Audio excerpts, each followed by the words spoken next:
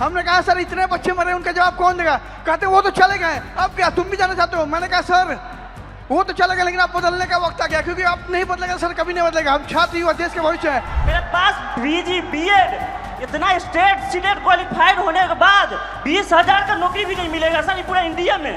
उसके बाद मैं सर जब मतलब कि मम्मी मतलब कि सुनती है कि ये आंदोलन में गया है तो मम्मी को पानी चढ़ने लगता है सर टेंशन से। जब एक बिहार की लड़की अपने पढ़ाई के लिए लड़ती है तो सबसे पहला लड़ाई उसका उसके घर वाले से होता है। वो जैसे तैसे घर से निकल तो जाती है, फिर बिहार सरकार वैकेंसी नहीं निकालती है, फिर उसके लिए वो प्रोटेस्ट करती है, वैकेंसी निकालती है, फिर पेपर लीक हो जाता है, फिर उसके लिए वो प्रोटेस्ट करती है, फिर प्रोटेस्ट करती है, उसी दौरान उन्हें मारा जाता है, डिटेन कर लिया जाता है, अरेस्ट कर लिया जाता है। हम स्टूडेंट हैं, कोई प्रोटेस्टर नहीं है, और फिर बिहार सरकार इसी चक्रव्यूह में हमें छोड़ देती है। 8 घंटे करते हैं उसको किए, फिर उसके बाद वो कह रहे हैं कि 24 घंटे लेकर पढ़ कर क्या करोगे, कौन सा कलेक्टर बनना है तुमको? आप बताइए सर। अब हमारे इलाहाबाद से सर, इलाहाबाद विश्वविद्यालय से सर इतने सारे प्रधानमंत्री निकले, इतने मुख्यमंत्री निकले, और वहीं पे छात्र संघ को सिर्फ इसीलिए बंद कर दिया गया है क्योंकि गरीब घर के लड़के कभी भी राजनीति में ना आ पाए और बड़े घर के लड़के आकर के जो है सो उसको सत्ता संभाले। हम लोग हमेशा सिर्फ गुलामी करें, हमारी मानसिकता ऐसी बना दी जा रही है। आज शाम मैं आपसे दर्द, डेटा और दौलत की बात करना चाहता हूं। आपका दर्द, आपका डेटा, मगर आपका धन नहीं, जो आपका होना चाहिए उनका धन। इन 3 चीजों के बारे में मैं आपसे बात करना चाहता हूं। ये आप हो, आप भारत की शक्ति हो, भारत की शान हो, भारत की स्ट्रेंथ हो। और जब मैं कहता हूं आप भारत की शक्ति हो, भारत की स्ट्रेंथ हो, मैं भीड़ की बात नहीं कर रहा हूं, मैं हर हिंदुस्तान के नागरिक, हर यूथ की बात कर रहा हूं, इंडिविजुअल्स की बात कर रहा हूं। आप सब में इंटेलिजेंस है, इमेजिनेशन है, कैपेसिटी है, और अगर ये देश आगे बढ़ेगा तो आपके बल पे, आपकी स्ट्रेंथ पे इस देश का फ्यूचर बनेगा। हिंदुस्तान के पास सबसे बड़ा, दुनिया में सबसे बड़ा यूथ का पॉपुलेशन है। 40 करोड़ युवा, आप जैसे युवा, एनर्जेटिक युवा इस देश में रहते हैं। ये इस देश की स्ट्रेंथ है। चाइना की बात होती है, अमेरिका की बात होती है, रशिया की बात होती है, इंडिया के यूथ के सामने, इंडिया के यूथ पोटेंशियल के सामने ये सब लोग कुछ नहीं है। 21वीं सदी में एक और चीज हुई है।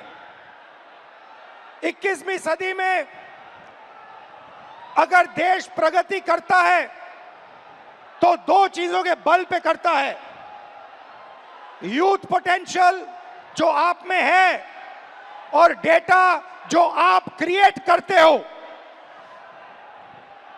हिंदुस्तान के पास यूथ है और सबसे ज्यादा, दुनिया में सबसे ज्यादा डेटा हिंदुस्तान में है। 1 गीगाबाइट डेटा प्रति भारतीय प्रतिदिन इस्तेमाल करता है। और प्रगति होगी, फ्यूचर होगा तो डेटा और आपके पोटेंशियल पे होगा। युवा plus data is equal to 21st century economy.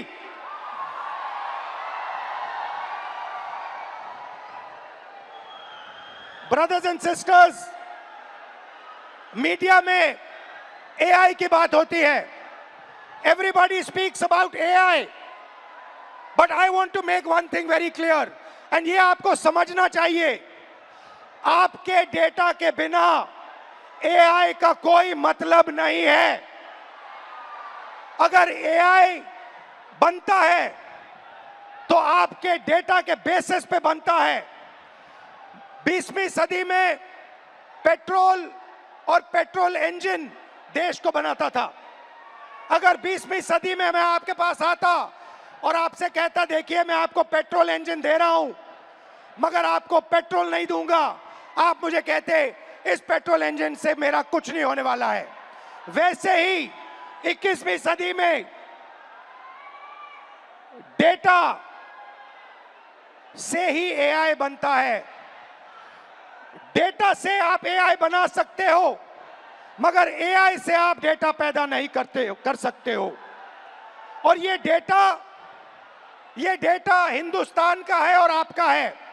आप इसको क्रिएट करते हो, ये आप बनाते हो, ये आपका इमेजिनेशन है, ये हिंदुस्तान की पूंजी है, स्ट्रेंथ है, एसेट है। मगर भाई और बहनों, डेटा आपका, यूथ पोटेंशियल आपका, मगर सिस्टम ने आपको चक्रव्यूह में फंसा रखा है। ये आप देखिए, आपको चक्रव्यूह में फंसा रखा है। भविष्य की बात करें, आप एजुकेशन लेते हो, लाखों करोड़ रुपए आपके परिवारों से लिया जाता है। इंजीनियरिंग, मेडिकल, पोस्ट ग्रेजुएट, जो भी आप पढ़ाई करते हो, आपके परिवारों से, आपके जेब से पैसा छीना जाता है, लाखों करोड़ रुपए लिए जाते हैं और फिर आपको एक सर्टिफिकेट दिया जाता है।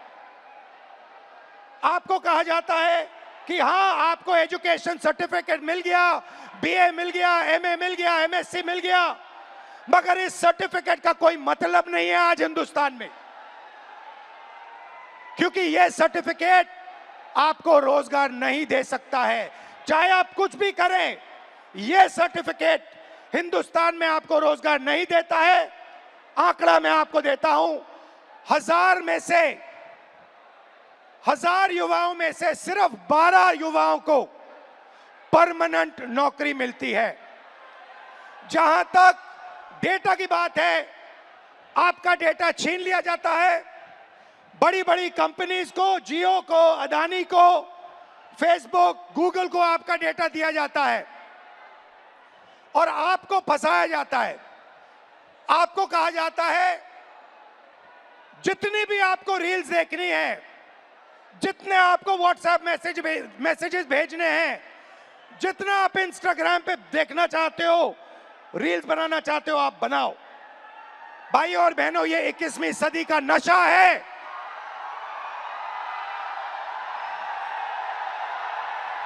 ये 21वीं सदी का नशा है। और फिर आपसे कहा जाता है कि ब्लिंकिट में काम करो, ऊबर में काम करो, मजदूरी करो, 21वीं सदी का नशा लो, मगर तुम्हें नौकरी नहीं मिल सकती, रोजगार नहीं मिल सकता इस हिंदुस्तान में। आइए एक युवा की आवाज सुने। ये जो बोलेंगे ये आप सबके दिल में है। ये जो सवाल उठा रहे हैं, हिंदुस्तान का हर एक युवा यही सवाल पूछ रहा है, उठा रहा है। होता हम भी सीट खरीद लेते। आज मैं ब्लिंकिट में काम करता हूँ 10 घंटा, उसके बाद मैं पढ़ाई करता हूँ। इंडियन आर्मी का एग्जाम दिया, 1 नंबर से मैं बच गया। सीट खरीदता, मैं ब्लिंकिट में काम नहीं करता।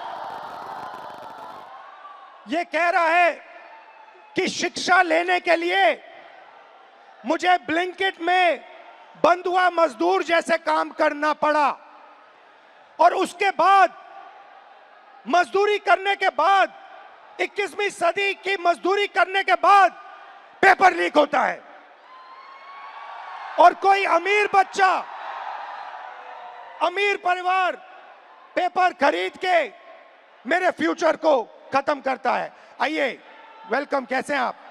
नाम क्या आपका? मेरा नाम सर अजय राघव है। अविनाश और अजय।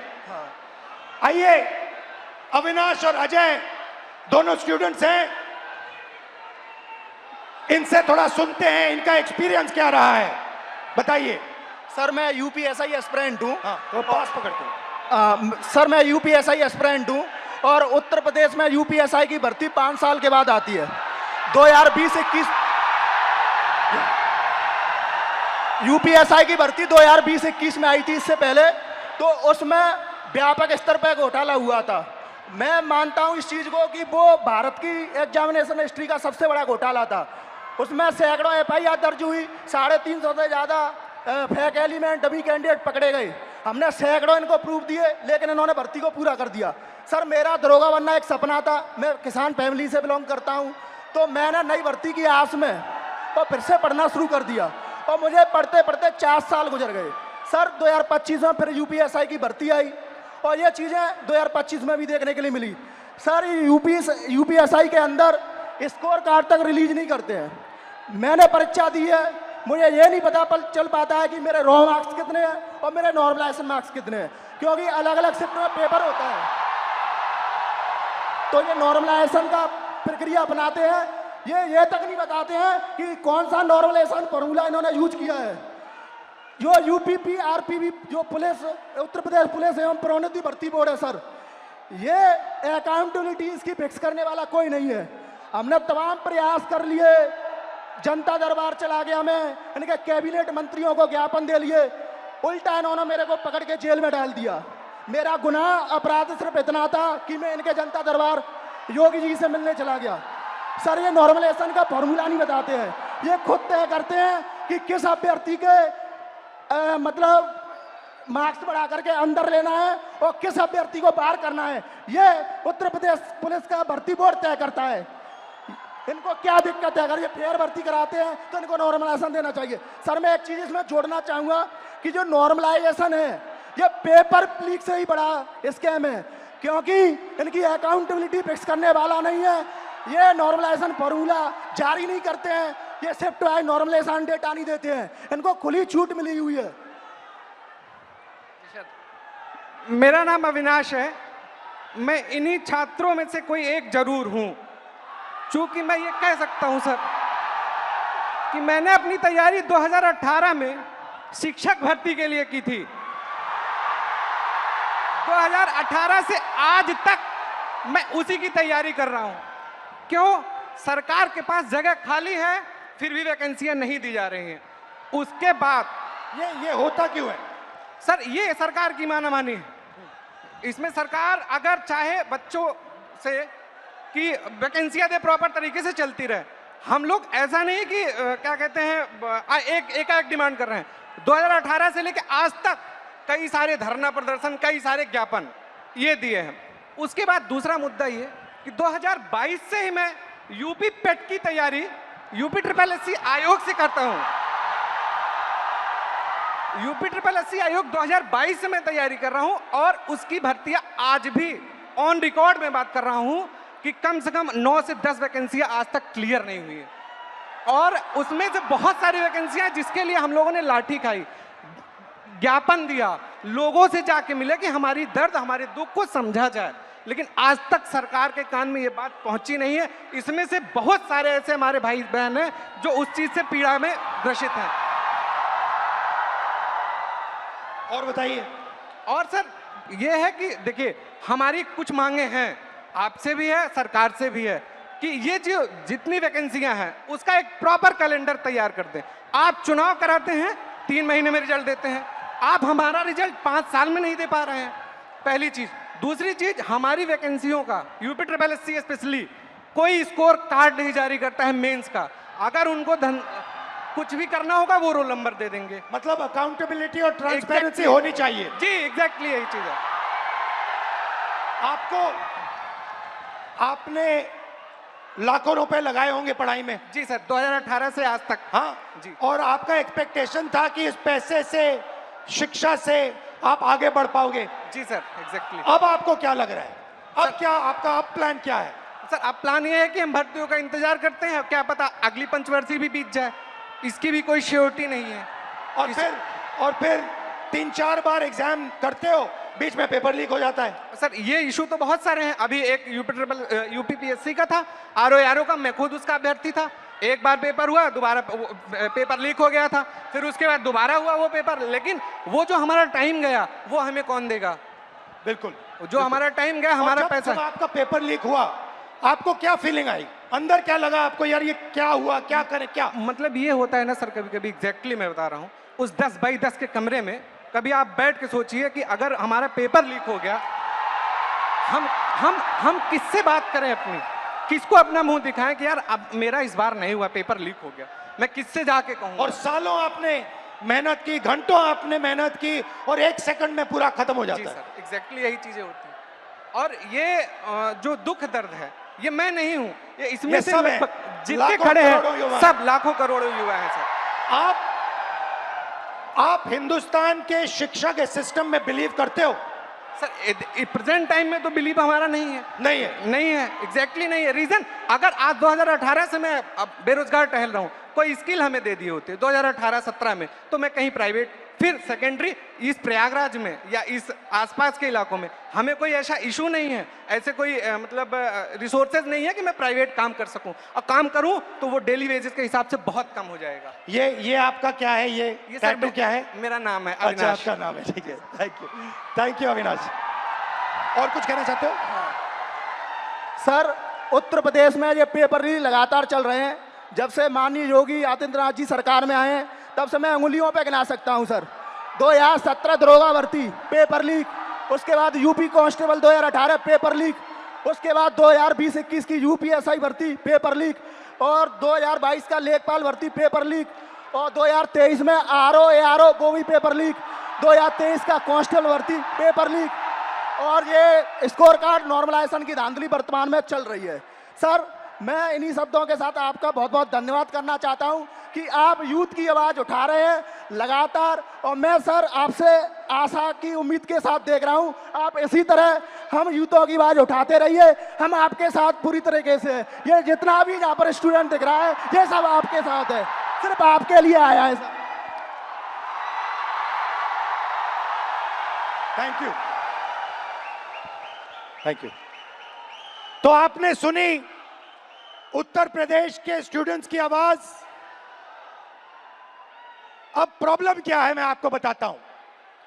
प्रॉब्लम है कि आप पढ़ाई करते हो, पैसा डालते हो, मेहनत करते हो, मगर रोजगार के सारे दरवाजे हिंदुस्तान में बंद पड़े हुए हैं। एक दरवाजा खुला नहीं है। दरवाजे कौन से हैं? पहला दरवाजा मैन्युफैक्चरिंग का। आज दुनिया में आपको मेड इन चाइना दिखेगा, मेड इन वियतनाम दिखेगा, मेड इन बांग्लादेश दिखेगा, मगर मेड इन इंडिया नहीं दिखेगा। इसका कारण है नोटबंदी और गलत जीएसटी ने हमारे मैन्युफैक्चरिंग सिस्टम को खत्म कर दिया है। जो छोटे व्यापारी रोजगार दिलवाते थे, जो पहले हिंदुस्तान में होता था, leather industry, textile industry, automobile industry, अलग अलग इंडस्ट्रीज में मैन्युफैक्चरिंग जो होती थी, वो सारा का सारा खत्म हो गया है। पहला दरवाजा बंद।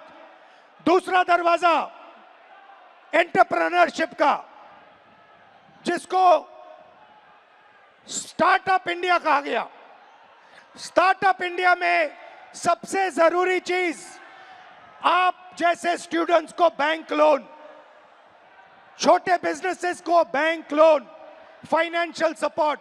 भाई और बहनों, हिंदुस्तान के बैंक्स आप जैसे स्टूडेंट्स को 1 रुपया कभी नहीं देंगे।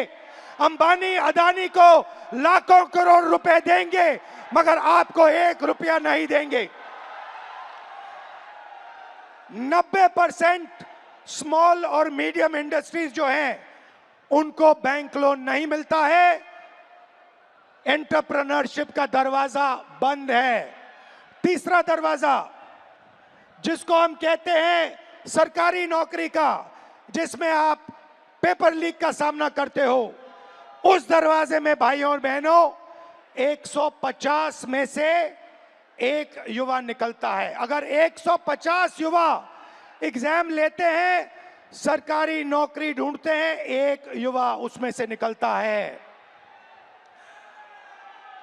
पब्लिक सेक्टर, जो पहले 10 साल पहले 14 लाख युवाओं को यह रोजगार देता था। भाइयों और बहनों, पब्लिक सेक्टर को प्राइवेटाइज कर दिया गया है। पब्लिक स्कूल्स बंद कर दिए, पब्लिक अस्पताल बंद कर दिए, नवरत्ना उठा के बेच दिए, बीएसएनएल बेच दिया, ऐसी कंपनियां बेच दी, पोर्ट्स, एयरपोर्ट्स, सारा का सारा अदानी जी को पकड़ा दिया। इसीलिए पब्लिक सेक्टर बंद है। और आखिरी होप जो आपका था, corporate jobs, IT, back office, transcription, software, जिसमें पहले हिंदुस्तान के युवाओं को रोजगार मिलता था, वो दरवाजा भी भाइयों और बहनों आपके डेटा का प्रयोग करके एआई से यह भी दरवाजा बंद किया जा रहा है।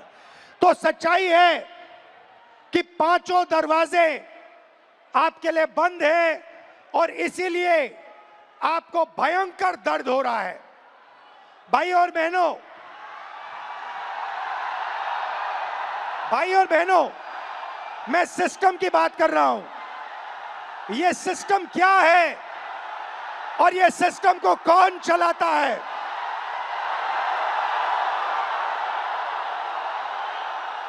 भाई और बहनों, डेटा आपका, दर्द आपका, दौलत इनकी।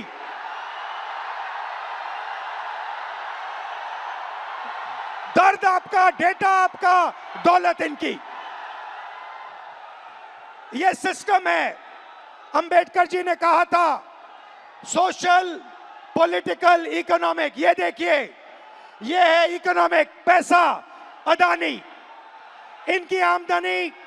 इनकी आमदनी 10 साल में 30 गुना बढ़ी है। ये पहले ग्लोबल रिच लिस्ट में 600 नंबर पे हुआ करते थे, 10 साल के अंदर ये दूसरे नंबर पे पहुंच गए। ये पूरे सिस्टम को फाइनेंशियल सपोर्ट देते हैं। बीच में पॉलिटिकल, मोदी जी, अमित शाह जी।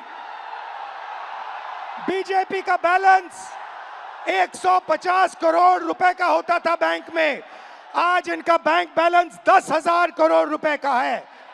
10,000 करोड़ रुपए का एक पॉलिटिकल पार्टी का बैंक बैलेंस। नरेंद्र मोदी जी आपका ध्यान भटकाते हैं और पॉलिटिकल सिस्टम चलाते हैं। वोट चोरी होती है, वोटर लिस्ट में ब्राजील की औरतें आती है। और तीसरा, आपके सोच पर कंट्रोल, जो इलाहाबाद यूनिवर्सिटी में किया गया है, आरएसएस के वाइस चांसलर्स बैठा के हर संस्था में प्रचारक, ब्यूरोक्रेसी में प्रचारक, फोर्सेस में प्रचारक, मीडिया में प्रचारक, जुडिशरी में प्रचारक, पैरामिलिट्री में प्रचारक, यूनिवर्सिटी कॉलेजेस में प्रचारक।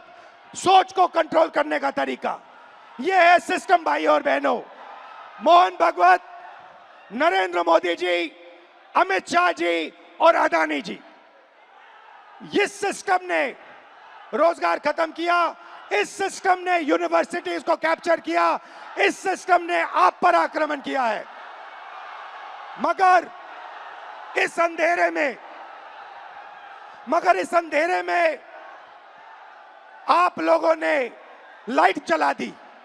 ये देखिए, इस अंधेरे में आपने वो करा जो आपके माता पिता नहीं कर पाए। वो अपने डर का सामना नहीं कर पाए, मगर हिंदुस्तान के स्टूडेंट्स, हिंदुस्तान के युवाओं ने अपने डर का सामना किया और देश को बदल दिया। आपने आवाज रखी आपने अपनी आवाज रखी, नफरत के साथ नहीं, मोहब्बत के साथ आपने अपनी आवाज रखी। आइए हम आपकी आवाज सुने। नमस्कार, आपका नाम? नमस्कार। और मैं पटना यूनिवर्सिटी से हूँ। नमस्कार। आप? मेरा नाम हिमांशु कुमार हुआ। हिमांशु जी जी जी। शिफत फैज, इलाहाबाद यूनिवर्सिटी LLB। नमस्कार सर, मेरा नाम कुणाल पांडे, मैं इलाहाबाद विश्वविद्यालय से। शाबाश, वेलकम आप सबका। मैं आपसे आज, अभी मैंने कहा कि अंधेरे में आप लोगों ने लाइट दिखा दी, अंधेरे में आप लोगों ने टॉर्च दिखा दी। और आपने प्यार से किया, मोहब्बत से किया, नफरत से नहीं किया, क्रोध से नहीं किया, हिंसा से नहीं किया। तो ये पूरी भीड़ आपका एक्सपीरियंस सुनना चाहती है। आपने क्या सहा, आपने क्या किया, थोड़ा बताइए, एक एक करके बताइए। साथियों, जो 22 जुलाई को पटना में बिहार बंद का कॉल था, हम लोग राजभवन मार्च कर रहे थे और वहाँ एक चीज़ हमें एहसास हुआ कि पुलिस ऐसे मौके की तलाश में थी कि वो हम पे लाठी भी चार्ज कर ले, उन पे इल्ज़ाम ना हो। जब हम राजभवन से थोड़ी देर पहले पहुँचे, वहाँ पे पुलिस वाले थे बिना बैच के, और लाठी की जगह पे वो बैम्बू लिए हुए थे। उनसे जब पूछा गया आपका बैच कहाँ है, तो वहाँ से अधिकारी पूछते हैं कि आप कौन हो पूछने वाले। मैं बताता हूँ तो कहते हैं इससे क्या होगा। हमने कहा सर इतने बच्चे मरे, उनका जवाब कौन देगा। कहते वो तो चले गए, अब क्या तुम भी जाना चाहते हो। मैंने कहा सर वो तो चले गए, लेकिन अब बदलने का वक्त आ गया, क्योंकि अब नहीं बदलेगा सर, कभी नहीं बदलेगा। हम छात्र युवा देश के भविष्य हैं। उसके बाद वो वाटर कैनन चलाने लगते हैं जिससे हमें फर्क नहीं पड़ता है। उसके बाद वो लाठी चार्ज करते हैं, जिससे उनका टारगेट था या सर पे मारो या पैर में। उन्होंने मेरे पैर पे बहुत मारा, मैं गिर गया। उसके बाद वो लाठी चार्ज करने लगे, स्टोन चलाने लगे, आंसू गैस। और एक बात मैं आपको बता दूं, जब मैं गिर गया उसके बाद जो डीएसपी हैं वो आके दोबारा मेरे पेट पे मारती, जबकि मेरा लेग डैमेज था। कुछ छात्र मुझे वहाँ से उठा के ले जाते हैं, साइड रखते हैं। पुलिस वाले आके कहते हैं ये छात्र थोड़े है, इसको तो जेल भेजना चाहिए। इवन वो एम्बुलेंस नहीं आने देते हैं। मुझे 3 इडियट की मूवी की तरह स्कूटी पे हॉस्पिटल ले जाना पड़ता है। बीच में आ जाओ, बीच में आ जाओ। जैसे सर मैंने बताया कि वो एम्बुलेंस तक नहीं आने देते हैं। हमें 3 इडियट के स्कूटी की तरह मुझे स्कूटी पे हॉस्पिटल ले जाया गया है। और नेक्स्ट डे जब फिर मैं हॉस्पिटल जाता हूँ, मुझे डिटेन किया जाता है। मेरे पैर में बैंडेज लगा था, 15 घंटा मुझे थाने में बंद करके रखा गया। और जितने फोटो थे सबसे मुझे मिलाया गया, नाम पूछा गया। जब मैं नाम बताया तो इंचार्ज कहती है इसको तो मुझे लगता है कहीं देखा है। मैंने कहा मैम मैं नॉर्मल स्टूडेंट हूँ, मेरे ऊपर एक भी FIR नहीं है। तो कह रही वो तो मैं देख लूँगा। धमके दिए जाते हैं उन्हें हमें। मैं ये बता दूं कि जब हमें PR बॉन्ड साइन करवाया गया, उसके बाद हमारे एड्रेस पे डिटेन करने के लिए छापे पड़ रहे हैं। हम छात्र हैं, देश के भविष्य हैं, और आज आप हमारे पर अत्याचार कर रहे हैं। हम क्या कह रहे हैं, हमें तो नौकरी चाहिए। हम पहले नौकरी के लिए आंदोलन करें, फिर एग्जाम के लिए आंदोलन करें, फिर रिजल्ट के लिए आंदोलन करें, और फिर पेपर लिखे उसके लिए आंदोलन। हम छात्र हैं या आंदोलन जीवी है? हम छात्र हैं। और आप हमसे वोट लेते हैं तो सर सर कहते हैं, भैया भैया कहते हैं। आज हमें कहते हैं कि हम कॉकरोच हैं। सर हम देश के जेनजी हैं, और आज आपका सत्ता है, कल हम पलट भी सकते हैं। लेकिन ये गलतफहमी मत रहिएगा मोदी जी, हम बिहारी हैं, ठीक है। और मैं एक बात बता दूं, आप मुझे जितने धमके देते, मैं स्वतंत्रता सेनानी परिवार से आता हूं, और ये लड़ाई के लिए कल भी मुझे लड़ने पड़ी तो मैं देश के लिए अपनी जान न्यौछावर कर दूंगा, लेकिन छात्रों के हक के लिए हमेशा लड़ते रहूंगा।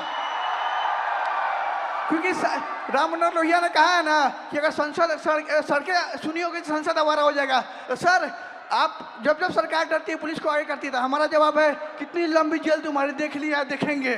ठीक है, शाबाश।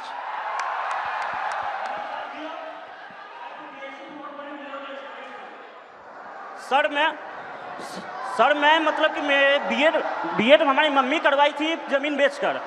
4 साल से वैकेंसी अभी तक नहीं आई है सर। जब आंदोलन करने जा रहा हूँ तो सर मतलब कि सम्राट चौधरी का गुंडा जो कि पुलिस जो हम लोग को लाठी से मारती है और जेल भेजती है। सर जब हम लोग आंदोलन करते हैं तो डिटेन कर लिया जाता है। उसके बाद मतलब कि कुछ भैया को जेल भेज दिया जाता है। उसके बाद मतलब कि हम लोग जब स्टेट क्वालिफाइड। रिलैक्स करो, कोई प्रॉब्लम नहीं है, घर में हो अपने, खुल के बोलो, टेंशन मत लो। ये जब मैं पहली बार ऐसे बोला था मैं भी नर्वस था, इसमें कोई प्रॉब्लम नहीं है, खुल के बोलो। मैं मतलब state qualified CTET qualified PG BEd करके आया हूँ, फिर भी 4 साल से वैकेंसी नहीं आई है सर। जब मतलब कि आंदोलन 4, 5, 6 साल से मैं पटना में रहकर पढ़ाई करता हूँ, किसान का बेटा हूँ सर। ये महीना का 10 से 15 हज़ार रुपये खर्चा होता है सर, कहाँ से मम्मी देगी। अब मम्मी टेंशन में चली जाती है। मेरे पास 2 ऑप्शन है सर, या चाय का दुकान खोलूँगा या सुसाइड करूँगा सर, उसके अलावा कोई ऑप्शन नहीं है सर मेरे पास। सुसाइड आपका ऑप्शन नहीं हो सकता ब्रदर। मेरे पास PG BEd इतना स्टेट सीटेट क्वालिफाइड होने के बाद 20,000 का नौकरी भी नहीं मिलेगा सर पूरा इंडिया में। उसके बाद मैं सर जब मतलब कि मम्मी मतलब कि सुनती है कि आंदोलन में गया है तो मम्मी को पानी चढ़ने लगता है सर टेंशन से। उसके बाद सर मतलब हमारे एक मंत्री हैं बिहार के, अशोक चौधरी नाम है सर, वो 56 साल के होकर वो प्रोफेसर बने हैं सर। जो कि नीतीश कुमार के राइट हैंड है सर। वो कैसे बन गए सर? बिना विदाउट इंटरव्यू का कैसे बने सर? एक सीट खा गया सर ये, मतलब युवा का। अच्छा, आपके फैमिली ने कर्ज लिया? सर जमीन बेच के मतलब बीएड किया हूँ सर। सोच लीजिए कि हम किस लेवल के हैं फैमिली सर। अभी तक 4 साल से वैकेंसी नहीं आई है सर। सोचिए हर महीना सर हम मतलब वैकेंसी डेट निकाला जाता है, लेकिन निकाला मतलब कि वो निकलता नहीं है सर। आज भी सितंबर में एग्जाम का डेट दिया हुआ है, अभी तक फॉर्म नहीं आया है सर। फिर आंदोलन करूंगा, फिर थाना में जमा होऊंगा, लेकिन डरूंगा नहीं सर इस सम्राट चौधरी के गुंडा से। शाबाश, शाबाश, बहुत अच्छा बोले। ग्रीटिंग्स टू ऑल, मेरा नाम शिफत फैज है और मैं थोड़ा पास से पकड़ा। ग्रीटिंग्स टू ऑल, मेरा नाम शिफत फैज है और मैं फर्स्ट फीमेल वाइस प्रेसिडेंट हूँ पटना यूनिवर्सिटी स्टूडेंट यूनियन की, इंडिपेंडेंटली इलेक्टेड। जब 20 तारीख को दिल्ली के जंतर मंतर के प्रोटेस्ट के दौरान पुलिस और गवर्नमेंट के थ्रू स्टूडेंट पर ब्रूटली मारा पीटा गया, उन पर वाटर कैनाल्स फेंके गए, उन पर टीयर गैसेस चार्ज किए गए, उसके खिलाफ 22 जुलाई को पटना में स्टूडेंट्स ने प्रोटेस्ट का कॉल दिया। वहाँ स्टूडेंट्स मौजूद हुए और पीसफुल प्रोटेस्ट उन्होंने स्टार्ट किया, लेकिन फिर बिहार पुलिस और बिहार सरकार ने स्टूडेंट के साथ फिर से ब्रूटली ट्रीट किया, उन्हें मारा और रातों रात उनके घर से उन्हें डिटेन कर लिया जाता है बिना इस जानकारी के कि वो कौन से पुलिस स्टेशन में है, वो कौन से किस थाने में है। इन सब हमने 23 जुलाई को पेपर लीक के खिलाफ, स्टूडेंट ब्रूटैलिटी के खिलाफ और बिना अनलॉफुल वे में डिटेन होने के खिलाफ एक प्रोटेस्ट रखा अपने यूनिवर्सिटी के कैंपस में। लेकिन हमारे प्रोटेस्ट स्टार्ट करने से पहले ही वहाँ पर पुलिस, सीआरपीएफ और एसडीएम मौजूद थे। सर हम छात्र हैं और हमें एज अ वाइस प्रेसिडेंट मुझे यूनिवर्सिटी के गेट से घुसने नहीं दिया जा रहा था। फिर भी क्योंकि मेरा वो प्रोटेस्ट था, हम लीड करने के लिए जैसे तैसे घुसे।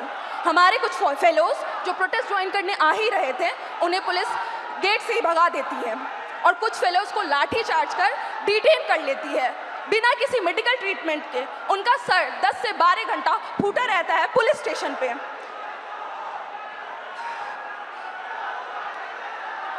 लेकिन डोंट वरी, रिलैक्स। लेकिन उस रात हमें छोड़ दिया जाता है, लेकिन अगले सुबह से बिहार की सड़कों पे जो स्टूडेंट प्रोटेस्ट नहीं भी कर रहे थे उन्हें उठा लिया जाता है लाइब्रेरी से, उनके घर से, बिना किसी पुलिस वारंट को। और 25 जुलाई को शिवान में एक 47 फायर किया जाता है, उसमें एक स्टूडेंट की मौत हो जाती है और एक स्टूडेंट हॉस्पिटलाइज रहता है।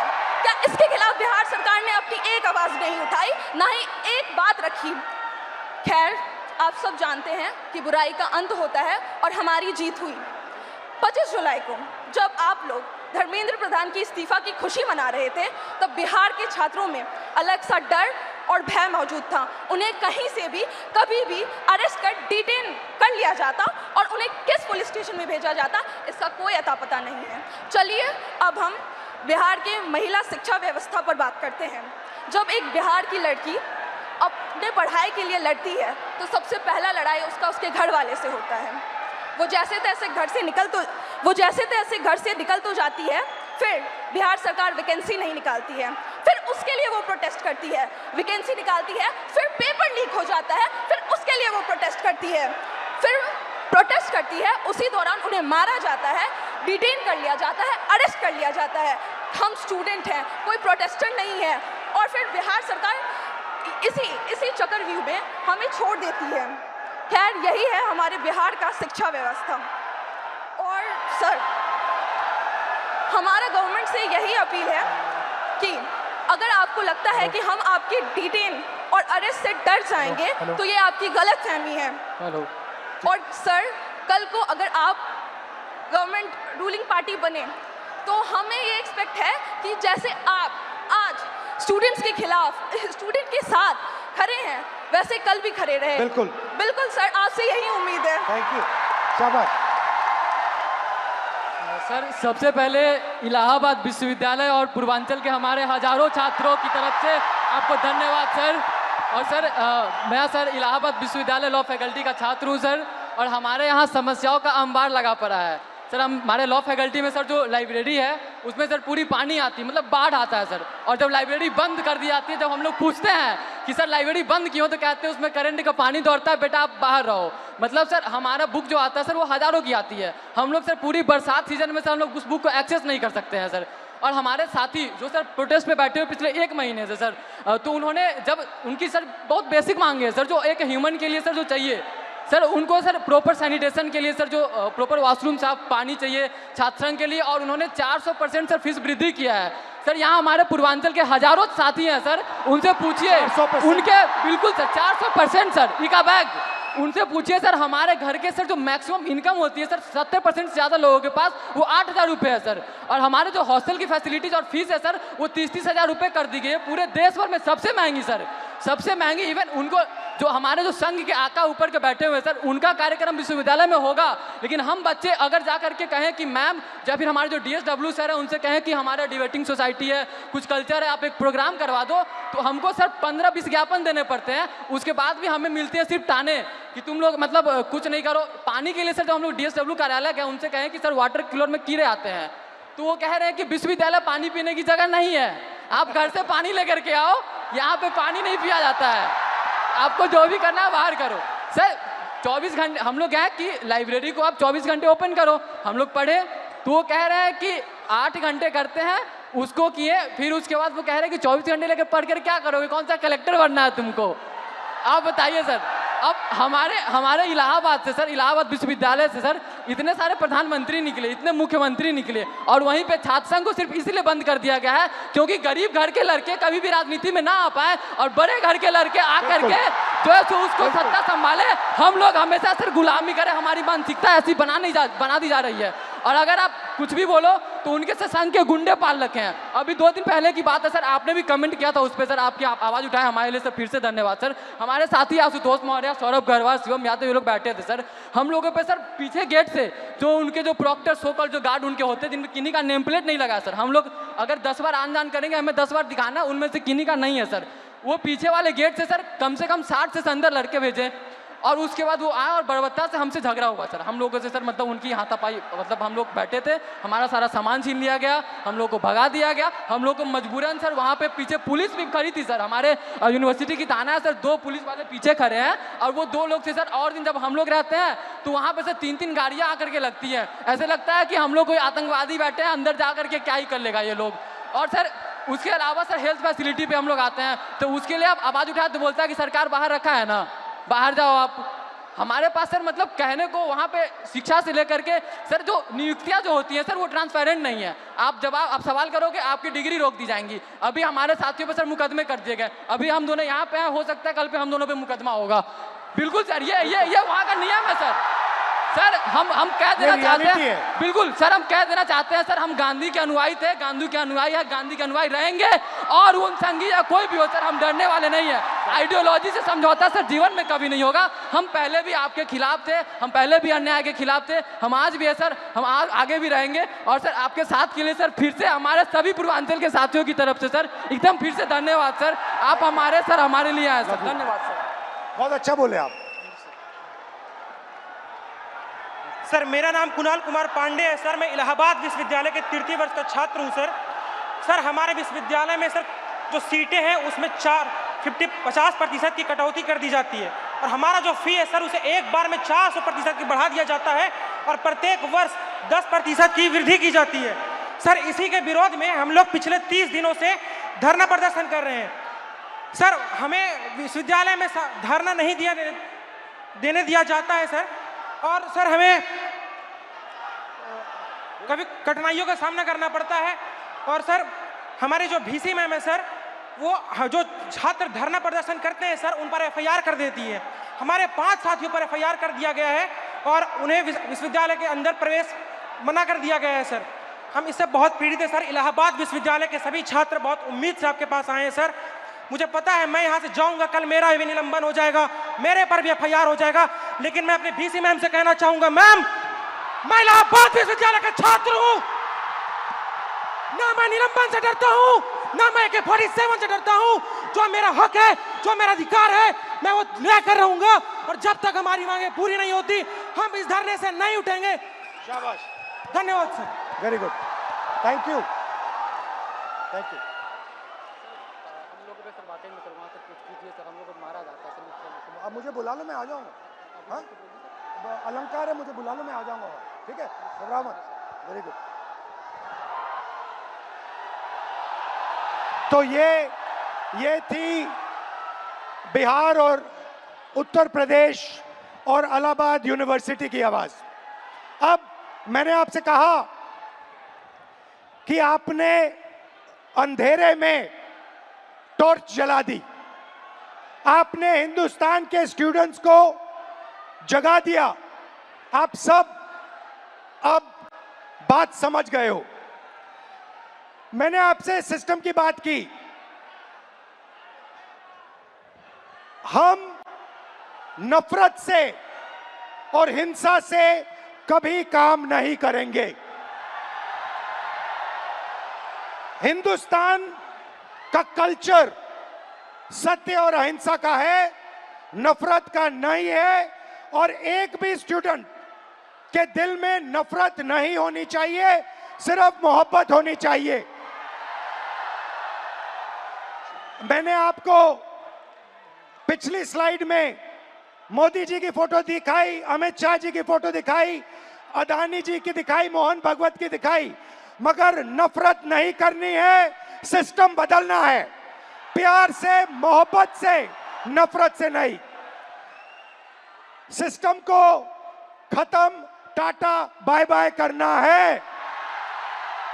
आप सबका दिल से बहुत बहुत धन्यवाद, इस रिस्पांस के लिए धन्यवाद। और जो आप प्रोटेस्ट कर रहे हैं, जो आप अपने हक की लड़ाई लड़ रहे हैं, उसको आप करिए, मैं आपके साथ उसमें खड़ा हूं, खड़ा रहूंगा।